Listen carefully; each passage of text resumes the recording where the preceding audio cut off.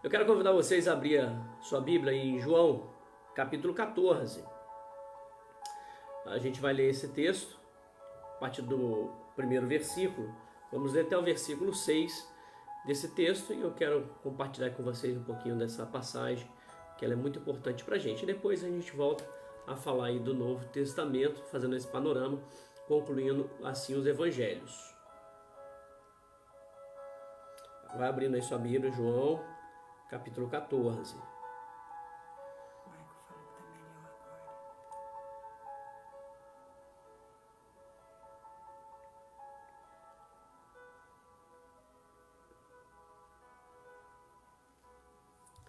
Vamos lá, vamos ler então o texto da Palavra de Deus? Diz assim: Não se perturbe o coração de vocês, creio em Deus, creio também em mim. Na casa de meu pai há muitos aposentos. Se não fosse assim, eu lhes teria dito, vou preparar-lhes lugar. E se eu for lhes preparar lugar, voltarei e os levarei para mim, para que vocês estejam onde eu estiver. Vocês conhecem o caminho para onde eu vou. Disse-lhe Tomé, Senhor, não sabemos para onde vais, como então podemos saber o caminho? Respondeu Jesus, eu sou o caminho, a verdade e a vida, ninguém vem ao Pai a não ser por mim. Esse evangelho de João é um evangelho assim, muito especial, porque ele conforta muito o nosso coração. Ele apresenta para nós a vida eterna, o caminho da vida eterna, apresenta para a gente Jesus, na verdade, e através de Jesus ele mostra que a gente pode encontrar um caminho que nos leva à segurança, à vida eterna, nos leva ao sustento para a nossa alma, o alimento que necessitamos, a água viva que precisamos, o pão do céu que precisamos e a vida eterna que Jesus ele garante para nós. Jesus também nesse evangelho, ele vai mostrar que a gente passa por lutas, passa por provações, passa por dificuldades, ele mesmo vai afirmar, no mundo tereis aflições, mas tende bom ânimo. Essa é a promessa realmente de Jesus para nós. Nunca foi uma promessa de bênção, de vida fácil aqui nesse mundo. Nunca foi uma ausência de conflito, né, quando ele fala sobre essa paz.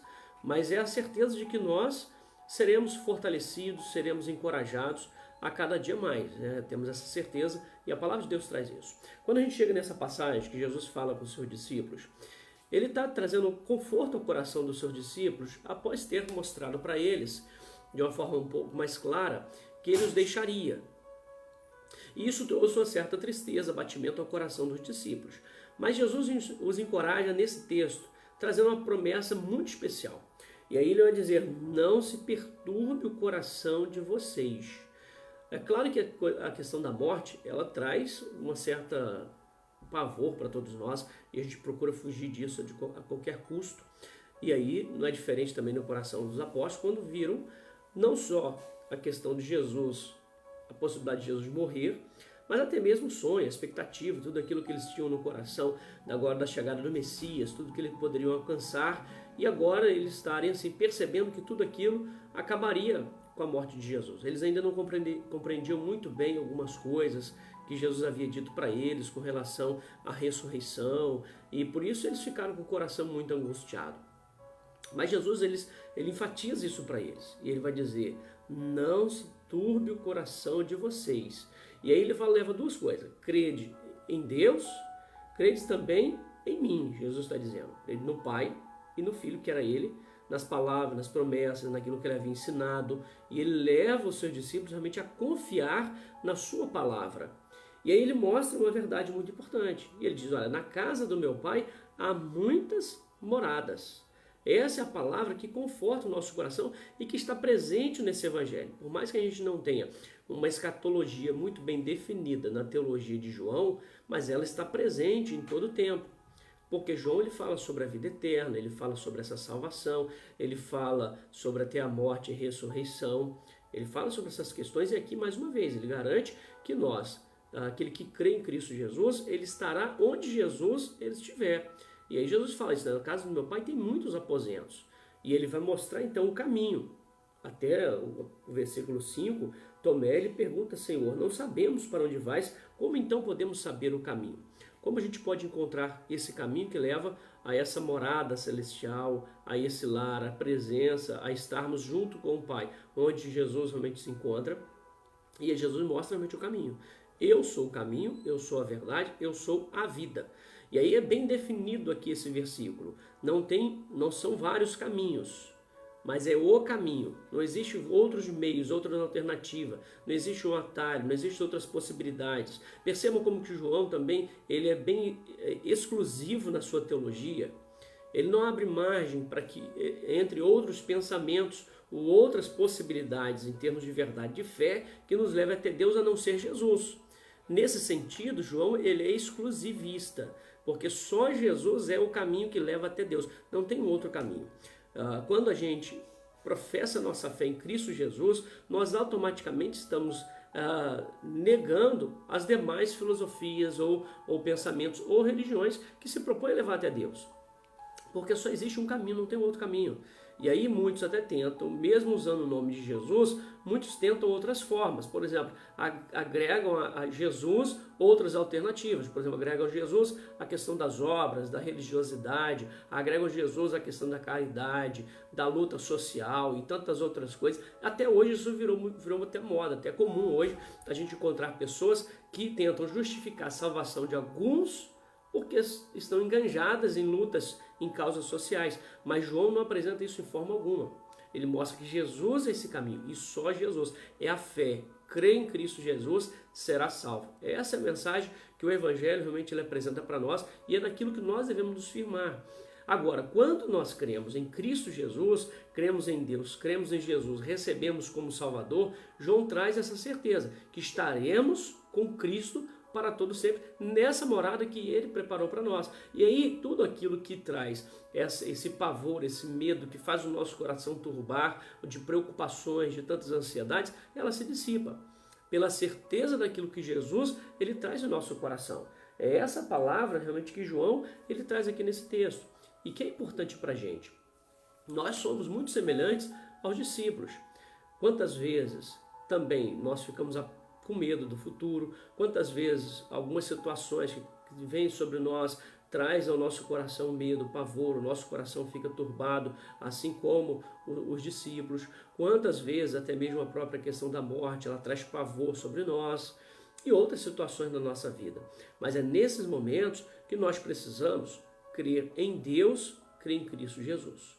Saber que Jesus nunca nos deixa e que Ele está presente em nós, mas muito mais importante do que isso, que Ele tem uma morada preparada para nós, onde nós não teremos mais qualquer tipo de sofrimento, de dor, resquício dessa nossa natureza antiga, velha, mas estaremos para sempre com Cristo Jesus no lar celestial. Ele é a vida, Ele é a verdade, Ele é o caminho. Quando nós cremos em Cristo Jesus, nós recebemos vida, nós sabemos para onde nós estamos caminhando com segurança, e nós estamos na verdade que é Ele. Não existe uma outra verdade, a verdade é única, é Jesus. E nisso nós precisamos nos firmar a cada dia mais. Que possamos nesse tempo buscar de fato a presença do Senhor, que possamos nesse tempo entregar o nosso coração a Ele. Não sei como que está a sua vida, se você está batido, se você está triste, preocupado com alguma coisa, se algo tem perturbado o seu coração. Mas olha, creia em Deus, creia em Cristo Jesus. Saiba que Ele tem promessas especiais para nós, da morada no lar celestial. Confie nele, busque a presença dEle. Creia nele e busque como esse único caminho que pode nos levar até Deus, tendo a certeza de que nós chegaremos lá. Pela fé em Cristo Jesus, não porque nós somos bons, porque somos pecadores. Não porque nós não falharemos, porque falharemos. Mas porque Jesus é suficiente para nos trazer a vida eterna. Isso é o mais importante que nós precisamos crer e colocar no nosso coração. Que Deus abençoe, que essa palavra possa edificar as nossas vidas. Vamos voltar então para o nosso panorama do Novo Testamento. Não sei como está a sua leitura. Você tem participado, tem lido lá no plano de leitura bíblica, já estamos bem avançados. E se você está com a sua leitura atrasada, aproveita esse feriado, sábado, domingo, segunda-feira, e dá lá um gás na sua leitura bíblica para colocar em dia e você acompanhar, terminar a leitura bíblica até o final de novembro. A gente tem aí mais um mês e pouquinho, praticamente um mês e meio, para a gente concluir o Novo Testamento. Nós estamos aí terminando aí a carta aos Romanos, então a gente precisa ler para poder a gente conseguir chegar no final até o último dia de novembro. Então dedique lá a você participar para você conseguir alcançar e terminar esse projeto, essa jornada de leitura do Novo Testamento. Irmã Márcia, boa noite, Deus abençoe. Irmã Heloísa, Deus abençoe. Eunício, Deus abençoe também, Eunício. Valerinha, Deus abençoe, um abraço. Fábio também. Ela está aqui também. Gilmar Ramos. E irmão Gilmar, Deus abençoe, um abraço também, irmão Gilmar. Pessoal do Instagram, pessoal aqui do Face, Deus abençoe vocês. Léo, Deus abençoe também, Léo. Vamos lá então falar um pouquinho sobre o Evangelho de João. Lucimara, Deus abençoe também, Lucimara. Um abraço aí para você. Carla. Hoje estou com a assessora aqui, Elizabeth. Conceição também. Conceição, Deus abençoe também, Conceição. Vamos então voltar aqui ao nosso panorama do Novo Testamento. A gente falou sobre os evangelhos, falamos aí sobre Mateus, Marcos, Lucas. Tivemos uma visão geral sobre esses três evangelhos. A gente falou um pouquinho sobre o período interbíblico também, falando daquele contexto que antecede o momento histórico do Novo Testamento. A gente trouxe algumas questões culturais aí dentro desse período, né? Abordamos aí sobre a questão dos evangelhos sinóticos. Se você não está familiarizado com essa palavra, é porque são evangelhos semelhantes, que é Mateus, Marcos e Lucas. Quando a gente lê os evangelhos, a gente vai perceber uma similaridade muito grande com esses três evangelhos. Até palavras, textos, passagens, e às vezes parece até que a gente está lendo o mesmo texto. Porém, cada um tem uma ênfase distinta e nos ajuda a entender, conhecer melhor de Jesus de uma perspectiva diferente. Por isso a necessidade desses três evangelhos, para que a gente pudesse conhecer melhor sobre Jesus. Então a gente tem lá Mateus escrevendo para os judeus, a gente tem Marcos escrevendo aos gentios, aos romanos, e a gente tem Lucas escrevendo a uma pessoa, que é o Teófilo, que não se sabe realmente se é um título de alguém, ou se é o próprio nome, mas a gente sabe que é uma pessoa que Lucas escreveu. Então a gente tem essas questões, a gente tem a ênfase de Mateus trazendo a ideia do Messias, a gente tem a ênfase de Marcos falando sobre um rei que também é servo e até a cruz de um rei. A gente tem Lucas falando sobre esse filho do homem, que é o Salvador, que veio para libertar os oprimidos, os cativos, e ele dá uma ênfase muito grande a essa classe que era mais oprimida naquele contexto, que eram os pecadores, mulheres, crianças, e essas classes ali ele trata muito bem sobre essas questões. É muito especial aí também o livro, o Evangelho de Lucas. E aí chega o Evangelho de João, que é o quarto evangelho, formando aí os 4 evangelhos que nós temos. O Evangelho de João, a gente pode perceber pela própria leitura que ele é bem diferente dos outros 3 evangelhos. Por isso ele não é o evangelho sinótico. Ele é um evangelho, tem a mesma característica de apresentar uma certa biografia de Jesus. Na verdade, é como se fosse a narrativa da vida de Jesus ou das palavras de Jesus, dos ditos de Jesus. Mas João, ele elabora muito mais o seu discurso. Sai daquelas narrativas quase que meio que histórica que os 3 evangelistas eles abordam, e João ele começa a trabalhar alguns discursos mais bem construídos, né? E a gente vai encontrar isso através da leitura que ele faz. E assim ele vai apresentando Jesus.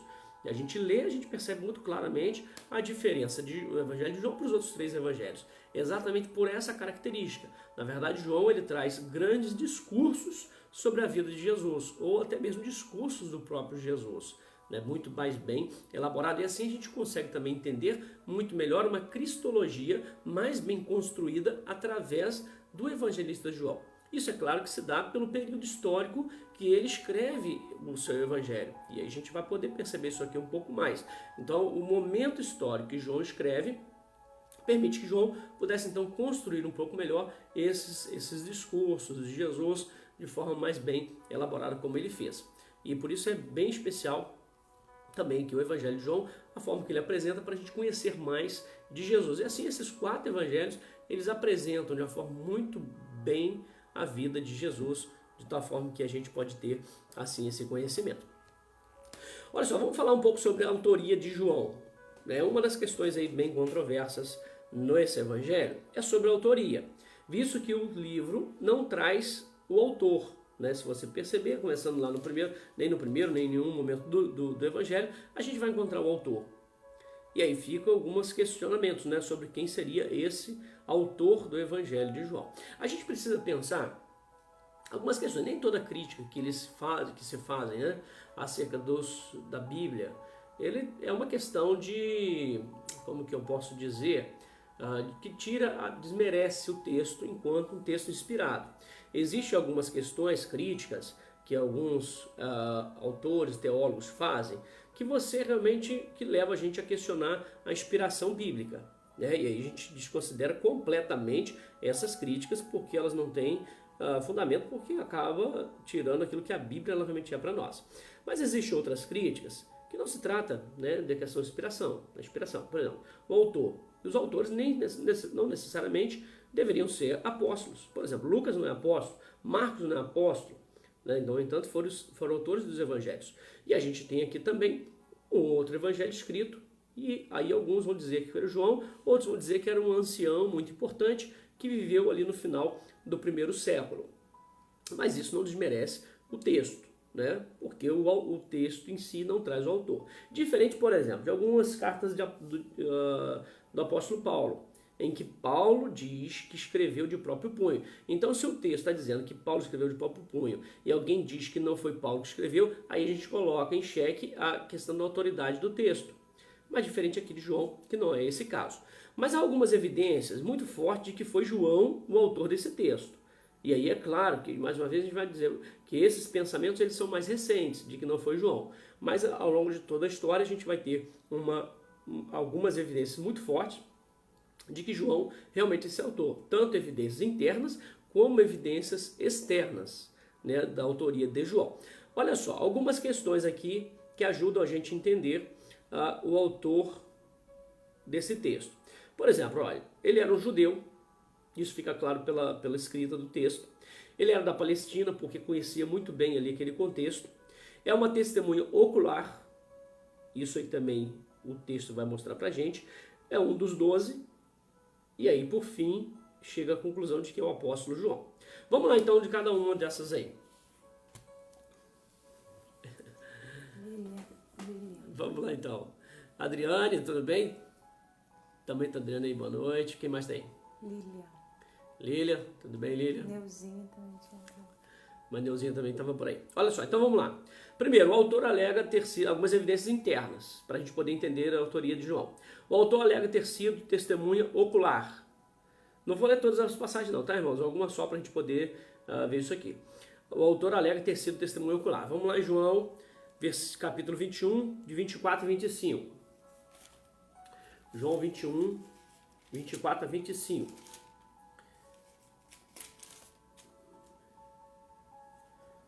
Ele fala assim, ó: esse é o discípulo que dá testemunho dessas coisas e que as registrou.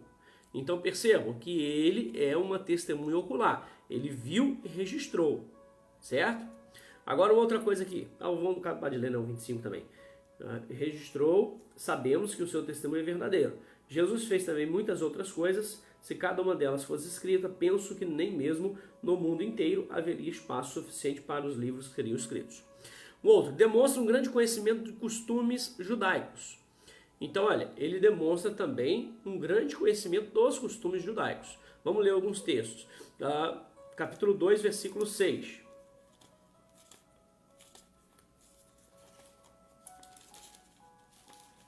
É bom que você acompanhe aí o texto aí, se você tiver a sua Bíblia, para você acompanhar.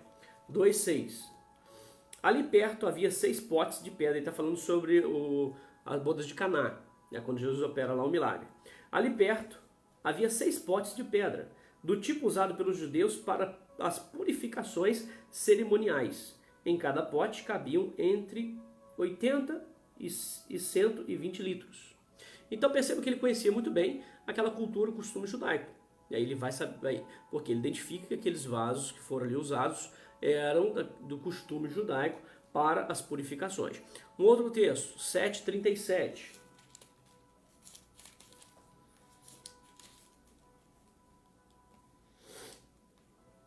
No último e mais importante dia da festa, Jesus levantou-se e disse em alta voz: se alguém tem sede, venha a mim e beba.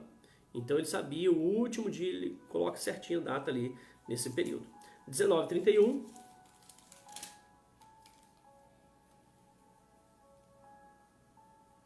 Era o dia da preparação e o dia seguinte seria um sábado especialmente sagrado. Como não queria que os corpos permanecessem na cruz durante o sábado, os judeus pediram a Pilatos que mandasse quebrar as pernas dos crucificados e retirar os corpos.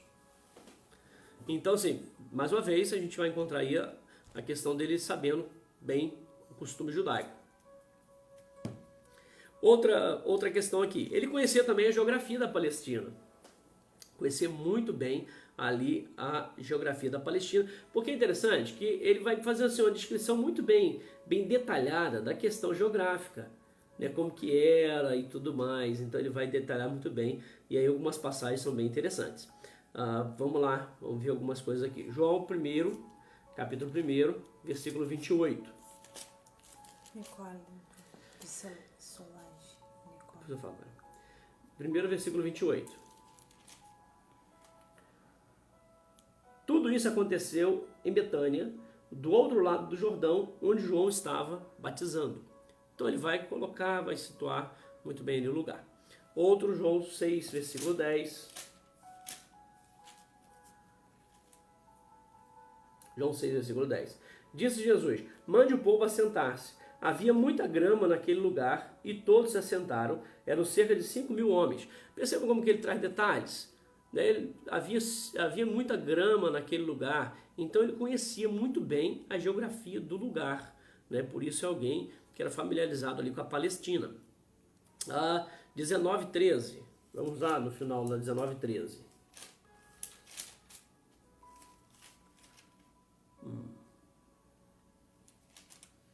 Ao ouvir isso, Pilatos trouxe Jesus para fora e sentou-se na cadeira de juiz no lugar conhecido como pavimento de pedra, que em aramaico é Gábata. Então ele conhecia muito bem toda aquela região, os detalhes que ele traz aí. Existem outras passagens também que ajudam a gente a entender sobre isso. 12, versículo 1, 3, versículo 23, 4, versículo 21, 3, 23. Olha só o 3, 23. Esse também é importante até esse daí. Fala assim, ó. João também estava batizando em Enom, perto de Salim, porque havia ali muitas águas e o povo vinha para ser batizado. Até interessante um detalhe sobre o batismo aqui, que João ele fala que havia ali muitas águas. E aí eu pergunto o seguinte: por que João batizava num lugar que tinha muitas águas? Por que João escreve isso? Por que Jesus batizava num lugar que tinha muitas águas? Aliás, João mesmo, né? Tô até falando errado aqui. Por que então ele batizava nesse lugar que tinha muitas águas? Se o batismo fosse por aspersão, precisaria ter um lugar de muitas águas? Não. Exatamente porque era um batismo por imersão. Por isso ele precisa de um lugar de muitas águas. Então um detalhezinho que é importante para a nossa vida, para a gente compreender sobre essa questão, né? Certo? Irmão Moisés, tudo bem, irmão Moisés? Nicole, de Solange. Irmã Solange, tudo jóia? Lucimar Abreu. Irmã Lucimar Abreu. Irmão Michael Rosa, tudo jóia? Então lá, vamos continuar aqui então mais um pouquinho. Olha, uma outra questão que ajuda a gente a entender sobre o Evangelho de João, evidência interna, sobre o apóstolo João. A afirmação que faz de si mesmo como sendo o discípulo amado. 13, 23. Capítulo 13, versículo 23. Olha só. Um deles, o discípulo a quem Jesus amava, estava reclinado ao lado dele. Então ele traz esse detalhe ali, né, com relação ao discípulo a quem amava. Do 19, 26. Diferente dos outros evangelistas, né? 19, 26. Quando Jesus viu sua mãe ali e perto dela o discípulo a quem ele amava, disse a sua mãe: aí está o seu filho. Então, mais uma vez, ele traz também esse detalhe do discípulo que amava. Profunda relação com o grupo dos discípulos, evidenciada pelo conhecimento que tinha deles. E aí tem alguns textos aqui, eu nem vou ler isso aqui porque é fácil dos irmãos também perceberem esses detalhes aí no texto. 2, 11, 12, 6, 19, 12, 16, 13, 22. Então são alguns capítulos que falam sobre essa relação do autor, né, com os discípulos, e por isso a gente traz essas evidências internas, de que é o apóstolo João. Então, olha, o autor tem conhecimento, como é uma testemunha ocular, o autor ele demonstra um grande conhecimento dos costumes judaicos, conhecia muito bem a geografia da Palestina, ele afirma que faz, a afirmação que faz de si mesmo como esse discípulo, o discípulo amado, e uma profunda relação com o grupo dos discípulos, os apóstolos. Agora, algumas evidências externas, e aí realmente é fundamental a gente entender também algumas evidências externas e que são inquestionáveis aí ao longo da história. A tradição ela confirma a autoria de João. Ao longo de toda a história da igreja, a gente teve essa afirmação de que João é o autor desse texto. Vários autores pós-apostólicos, presta atenção nisso aqui, vários autores pós-apostólicos atestam a autoria de João. Sei que você não vai gravar o nome desses autores, né, porque de fato isso a gente não vai conseguir fazer isso, mas é importante somente gravar que os autores pós-apostólicos, ou seja, que vieram depois dos apóstolos, a geração seguinte aos apóstolos, o João é o último apóstolo, que faleceu ali por volta do ano 103, então a geração seguinte dos apóstolos, que é essa geração, esses nomes que nós vamos falar aqui, eles testemunham que João foi o autor desse evangelho. Olha alguns deles, autores pós-apostólicos. João, Clemente de Roma, que nasceu ali em 95, veja a data, 95, João falece 103. Policarpo, que foi um discípulo de João, e é interessante que, por exemplo, Irineu de Lyon, ele ouviu Policarpo discursando e falando ter sido discípulo de João. Então, olha, Policarpo foi discípulo de João, e Irineu de Lyon ouviu ele discursando, falando sobre isso, que ele tinha sido discípulo de João. Então a gente vai ver Policarpo testemunhando sobre isso, Policarpo de 69 a 155, Inácio de Antioquia, 110, Justino Marte, de 100 a 165, todos atestam que João foi o autor do primeiro evangelho. Irineu de Lyon, por exemplo, esse que já citei aqui para os irmãos, ele nasceu em 130 e faleceu em 202. E ele faz a seguinte declaração de um dos seus textos: João, o discípulo do Senhor, que também se reclina sobre o seu peito, ele mesmo publicou o evangelho durante sua residência em Éfeso, na Ásia. Então, esses testemunhos eles são muito importantes, muito ricos, porque eles vêm logo após aquela primeira geração, especialmente o de Irineu de Lyon, que disse ter ouvido Policarpo, que foi discípulo de João, e o próprio Policarpo falando que João foi o autor realmente desse texto. Então a gente vai encontrar essas questões. Aí tem outros pais da igreja, que é um pouco mais para frente, né? Já aí no final do segundo século, terceiro século, que também confirmam a autoria de João. A gente tem Taciano, Teófilo de Antioquia, Clemente de Alexandria, Tertuliano, Orígenes, Eusébio, todos esses atestando a autoria de João, e por isso a gente não tem dúvida de que João foi o autor dessa carta. João escreveu não só essa carta, mas também escreveu não só o Evangelho, mas escreveu as 3 cartas. João escreveu também o Apocalipse de João. Então são os 4 livros, os 5 livros que ele escreve aí no Novo Testamento, o apóstolo. E quem era esse apóstolo João? Vamos falar um pouquinho sobre João aqui, o apóstolo. João é o mais novo discípulo de Jesus quando ele foi convocado para ser discípulo.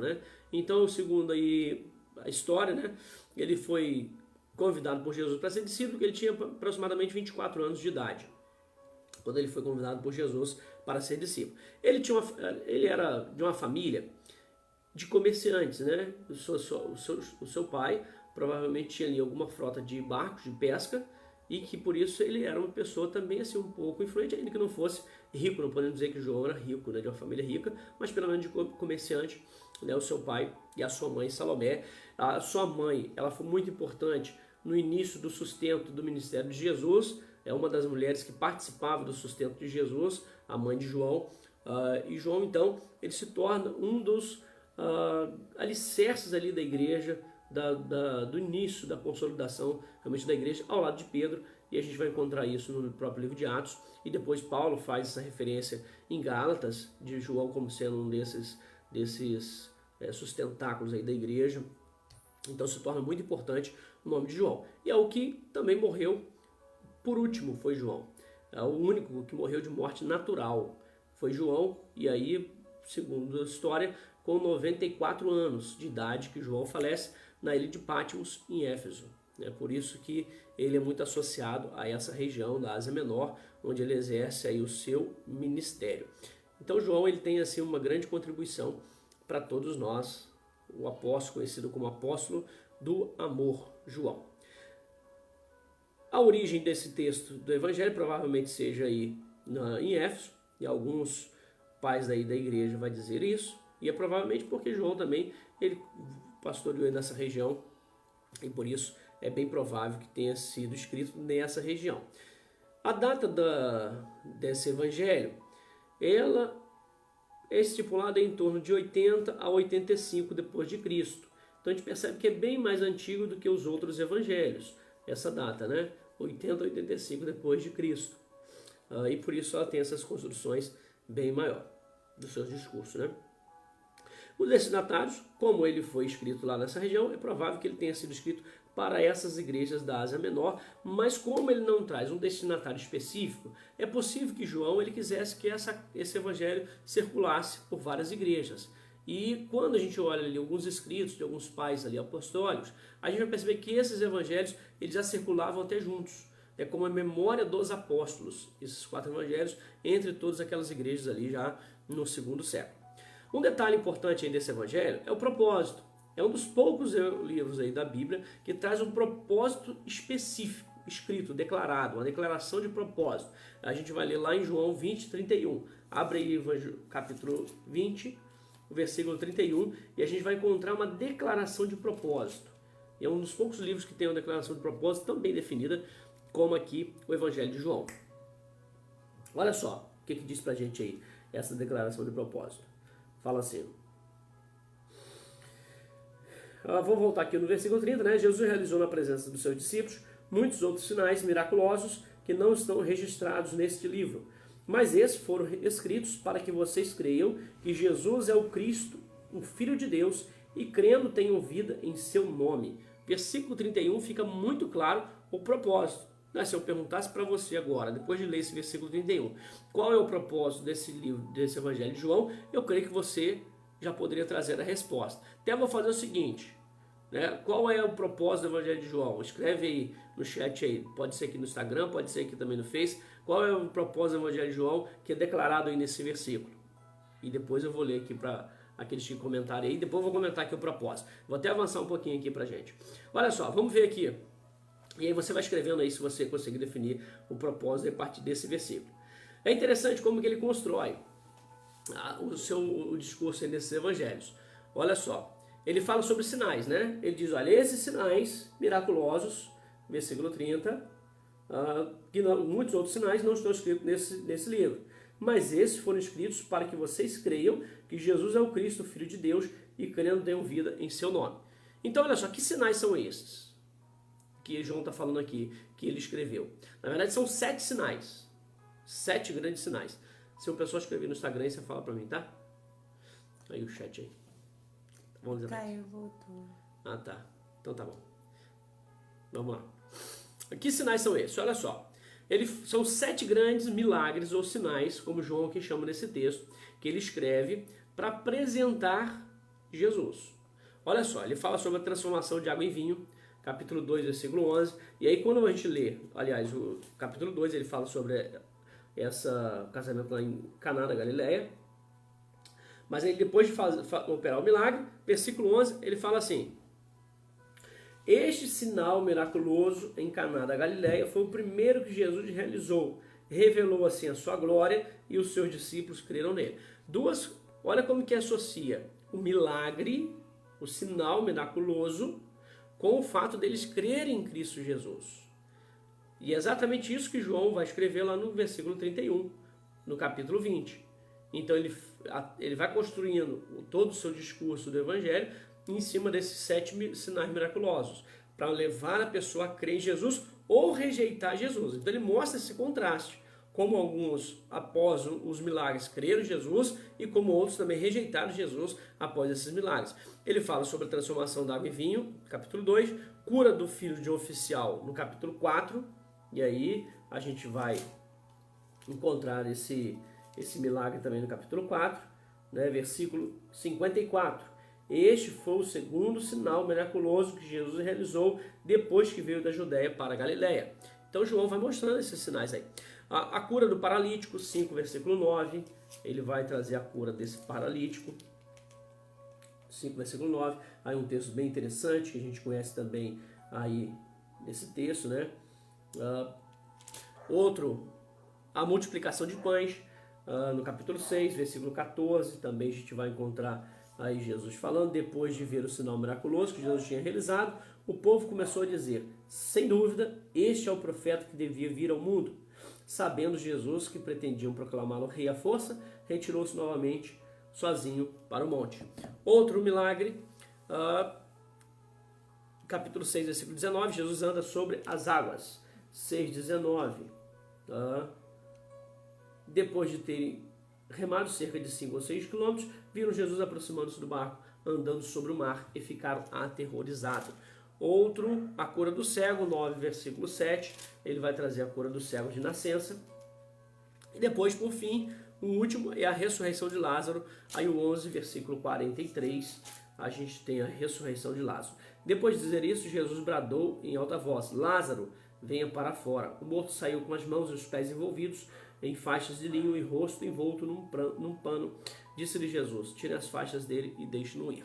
Então assim são os grandes milagres que João ele registra aqui nesse texto para levar as pessoas a crerem em Jesus. E mostrando também como as pessoas rejeitaram a Jesus. Então ele faz esse contraste entre aqueles que creram em Jesus a partir dos milagres e aqueles que rejeitaram Jesus também a partir desses milagres. E aí o contraste entre os judeus, que alguns creram, mas aí também alguns rejeitaram, a reação deles. 11:45, por exemplo, olha a reação deles aí.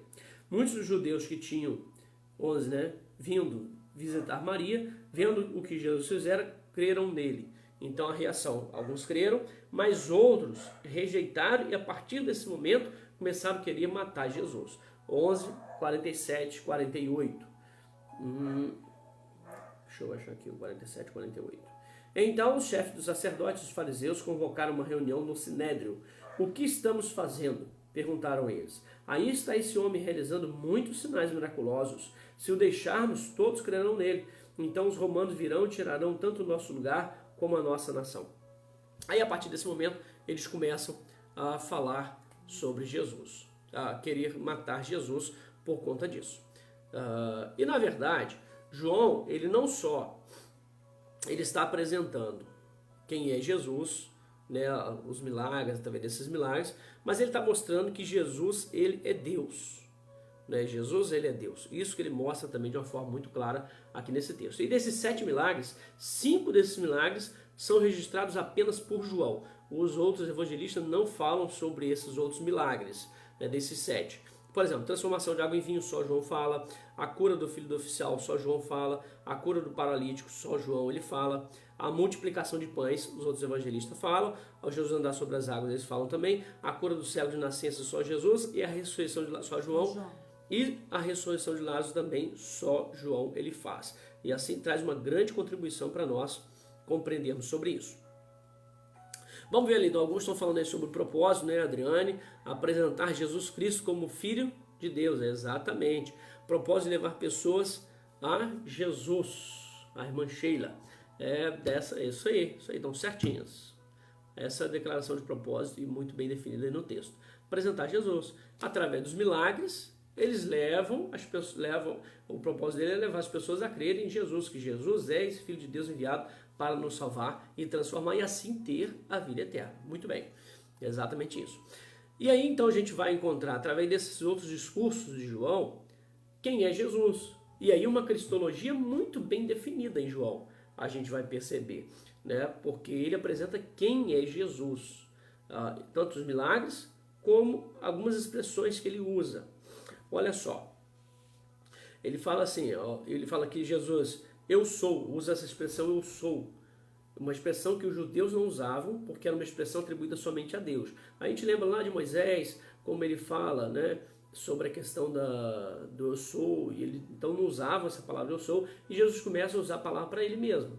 Ele vai dizer que eu sou o pão da vida, 6:35, 48, 41, 51. Eu sou a porta, 10, 7 a 9. Eu sou o bom pastor, 10, 11, 14. Eu sou a ressurreição e a vida, 11, 25. Eu sou o caminho, a verdade e a vida. Então Jesus usa muito essa expressão, mostrando que ele realmente é Deus.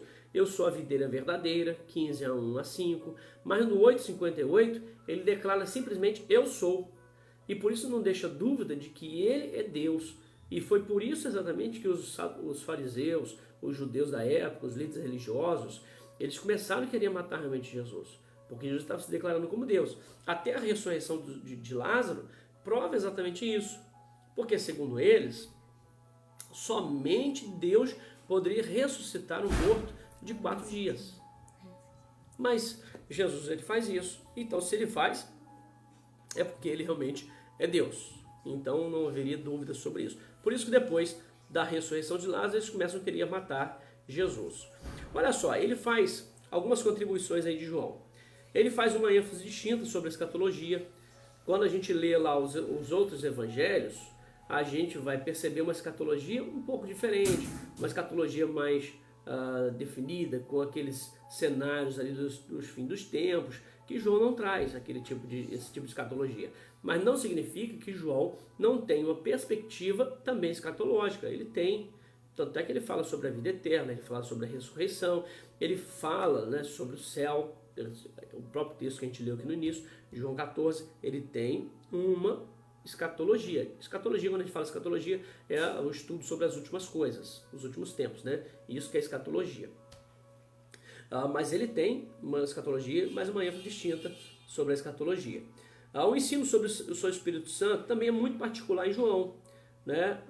E aí ele talvez seja um daqueles que vão fundamentar muito mais a questão da Trindade. Ele apresenta tanto o Pai como o Filho e como o Espírito Santo. E ele mostrando que os três são Deus, de mesma essência, um único, né? Então a gente vai encontrar também a questão do elemento da Trindade muito mais bem construída aqui em João, né? Mais definida para a gente. Nenhum outro evangelho preserva melhor as maneiras como Jesus foi mal entendido, né, por seus contemporâneos, incluindo seus próprios seguidores, que não compreenderam muito bem algumas coisas dele. É o que, Adriano? É o ar que soprou, né? Tá com a universitária aí do lado, né? Tá certo. Mas essa aí tava fácil para poder pegar. João apresenta uma visão mais profunda, mas em termos relativamente limitados, né? Então João, ele fala de uma forma profunda sobre alguns temas, menos temas do que os outros evangelistas, mas ele elabora mais, ele tem discursos maiores sobre esses assuntos e isso é muito importante. E o Evangelho de João ele é assim, fantástico, né? A gente poder olhar para esse Evangelho de João e a gente perceber o quanto que ele nos auxilia, até mesmo na evangelização. E a gente olha para o propósito que João ele escreve e a gente percebe como que ele ajuda a gente, até mesmo no discipulado, na evangelização, nos primeiros passos da fé. E aí a gente vai perceber que é uma grande contribuição que João realmente dá para nós. O trabalho evangelístico, através do Evangelho de João, ele é muito fantástico, porque ele ajuda realmente a gente a entender quem é Jesus e aquilo que nós precisamos fazer para alcançarmos a vida realmente eterna e a promessa que ele traz para nós ao encontrarmos a vida eterna. Por isso que a gente precisa conhecer e até a gente recomenda, né, quando a gente está evangelizando, a começar uns estudos aí sobre o Evangelho de João. Não tem algumas perguntas aqui, mas eu quero até deixar algumas perguntas para que vocês possam responder, né? Vocês façam as perguntas no grupo de leitura, manda para mim as perguntas que a gente vai tentar responder aí nessas lives. Olha só, a partir desse Evangelho de João, queria que você, ao longo dessa semana, tentasse conhecer esse Jesus como sendo Deus, a partir desse Evangelho. Quais são os elementos, quais são os versículos, quais são os argumentos que João ele usa para mostrar que Jesus é Deus. E aí eu sei que existem algumas religiões, algumas seitas que se dizem evangélicas, que vão dizer que Jesus não é Deus. Mas o Evangelho de João deixa de forma muito clara que Jesus é Deus. E aí como que você pode encontrar a partir do Evangelho de João que Jesus é Deus? Outra coisa, através do Evangelho de João, qual é a função do Espírito Santo? Então responde lá essa perguntinha também. E o outro, com base nesse Evangelho, o que nós precisamos fazer para ser salvo? E a gente pode perder a salvação depois de ser salvo? aí a partir desse evangelho a gente pode conhecer mais sobre essa realidade. Espero que tenha abençoado a sua vida e tenha trazido um pouco mais dessa compreensão sobre o evangelho de João, agregando assim um pouco do nosso conhecimento, da nossa leitura bíblica. Quando a gente lê, a gente entender um pouco mais. Eu espero você na próxima semana para caminharmos juntos e que você continue fazendo lá a sua leitura bíblica diária, né, botando em dia se você não está em dia, mas não deixe de ler porque é importante para a nossa edificação. Diferenciar João do João que precisava. Não é o mesmo João. Ah, sim, olha só. Não sei se foi alguma pergunta que foi? Alguém perguntou ou não? Elizabeth está colocando aqui uma questão importante. Quando a gente fala desse João, não é o João Batista. Lembra que o João Batista ele foi decapitado por Herodes, né, que mandou decapitar João por conta daquela questão que João denunciava o fato dele ter casado com a mulher do seu irmão, Filipe. Então, é o Herodes Agripa, né, na verdade, que João ele confronta e por isso ele manda decapitar João. E aqui a gente está falando sobre João, que é o apóstolo. João, né? Então tá joia, a gente vai encerrar aqui essa live. Um abraço aí também a irmã Nilza, que tô vendo aqui que a irmã Nilza tá participando. Que Deus abençoe a irmã Nilza. Tem mais alguém aí no Instagram? Aqui ficou caindo. O Instagram ali caiu um pouquinho. Vamos orar pra gente encerrar a nossa live? Senhor nosso Deus, obrigado, ó Pai, por esse tempo aqui juntos, que o Senhor possa abençoar cada um desses irmãos que estão participando do Clube de Leitura, aqueles que também estão participando nessa noite, que o Senhor nos abençoe e ajude a conhecer mais da Tua Palavra para sermos edificados, conhecermos mais do Senhor e assim também sermos santificados, encorajados, confortados pelo Senhor a cada dia. Dá-nos, ó Deus, uma noite também de paz e nos ajuda a termos perseverança no conhecimento, estudo e reflexão da Palavra do Senhor. Oramos em nome de Jesus. Amém. Que Deus abençoe. Um abraço a cada um de vocês.